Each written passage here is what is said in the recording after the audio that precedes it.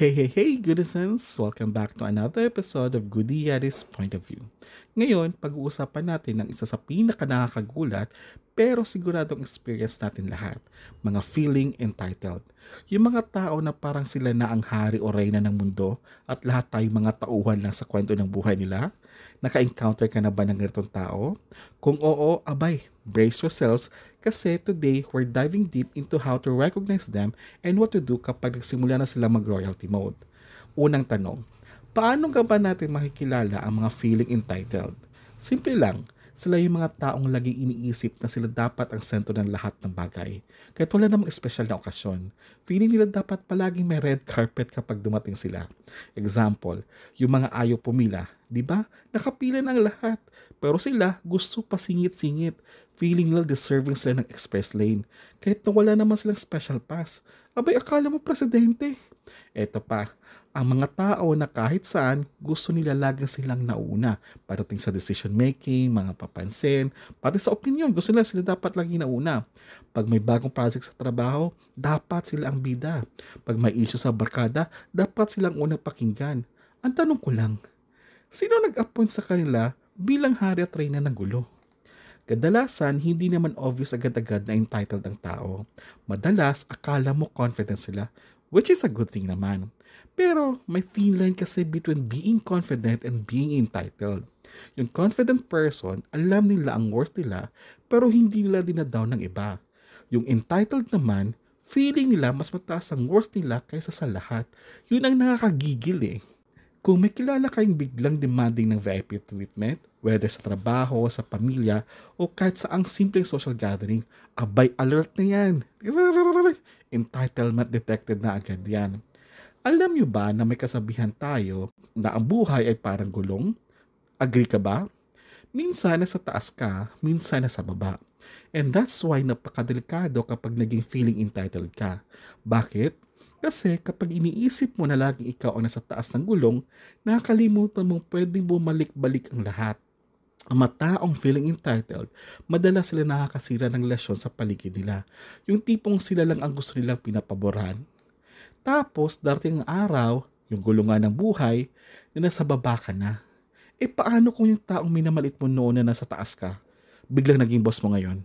O kaya siya ang maging taong tutulong sa'yo, walang iba kundi siya na tutulong sa'yo. Nako, paano mo ngayon naharapin ang sitwasyon na yun? Parang, gato lang siya. Remember me? Ako'y inaapang-apakan mo lang noon? And feeling mo untouchable ka? Paano ka tutulungan right now? Yung tipong ganon. Lesson of the day, ang buhay hindi laging nasa taas ka.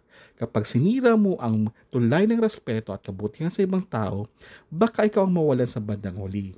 Kaya kahit gaano ka pa ka-successful right now, dapat hindi mo kinakalimutan ang humility.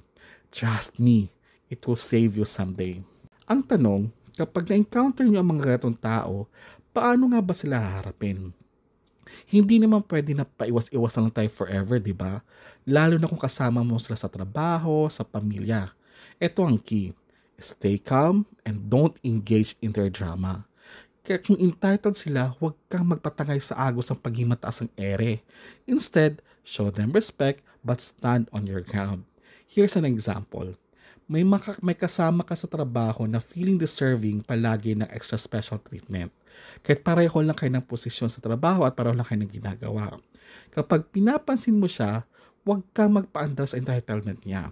Instead, be direct but respectful. Sabihin mo na, alam mo, pare-pareho lang naman tayo ng trabaho dito. Pantay-pantay lang din tayo ng estado ng buhay. Dapat respetuhin natin ang isa't isa. Masakit minsan ang ma-reality check para sa mga entitled. Pero at least hindi ka nag-stoop down sa level nila. Kung ayaw pa rin makinig, hayaan mo na. Ang buhay na mismo ang magtuturo ng lesson sa kanila. Sabi ko nga kanina, ang buhay ay isang gulong lang. Palipat-lipat, minsan nasa taas ka, minsan nasa baba ka naman. Ang mahalaga, hindi ka nagtanim ng galit at hindi ka nag-burn ng bridges sa ibang tao. Hindi lang sa physical world matatagpuan ang mga feeling entitled. In fact, mas marami pa nga ata sa digital world. Alam niyo na kung sino sila. Yung mga nag-aastang reyna sa social media. Yung mga nagme-message na, bakit hindi mo ako pinapansin? I deserve an immediate response. Wow naman, di ba?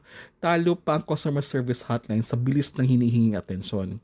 Iba din ang digital entitlement. Yung mga tao na feeling nila sila lang ang priority mo sa buong internet. Kapag hindi mo sila nasagot agad sa PM nila or sa email, galit na agad.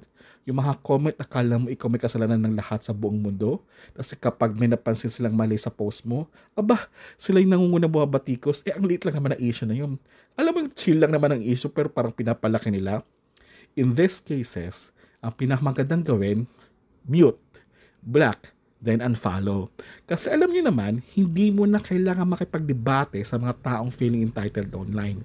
Isa lang naman ang gusto nila, attention. Kung hindi mo sila papatulan, maghahanap yan sila ng iba. Kaya sa digital world, respeto pa rin ang kailangan.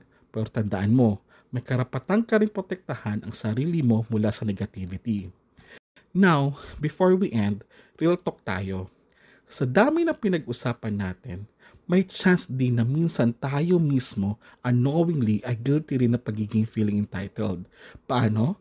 Kapag nag-demand tayo na too much from other people without considering kung anong sitwasyon nila, kapag hindi tayo makakapaghintay at gustong-gusto natin ma-prioritize agad, baka minsan tayo rin pala feeling entitled na without even realizing it.